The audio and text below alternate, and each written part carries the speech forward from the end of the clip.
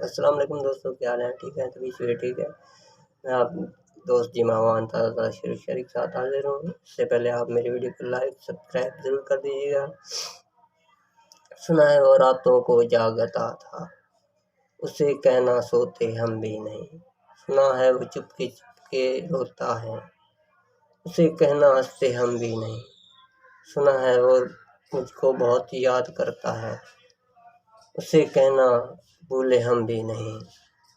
सुना है वो वफा का दावेदार है, उसे कहना बेवफा हम भी नहीं।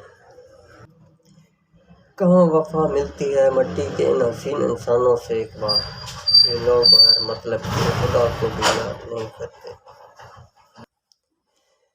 बाहर रुत में उजाड़ रस्ते, बाहर रुत में उजाड़ रस्ते, थका करोगे तो रो पड़ोगे।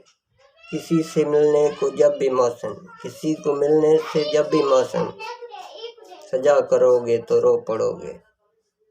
यार मुझको तुम्हारे वादों ने यार मुझको तबाह किया है कुछ इस तरह से। तुम्हारे वादों ने यार मुझको तबाह किया है कुछ इस तरह से कि ज़िंदगी से जो फिर किसी से दगा करोगे तो रो पड़ोगे। दोस्तों, मेरी शेर शायरी पसंद आ सी तो इस वक्त मेरी वीडियो लाइक सब्सक्राइब लाजमी कर दो है। अस्सलाम वालेकुम।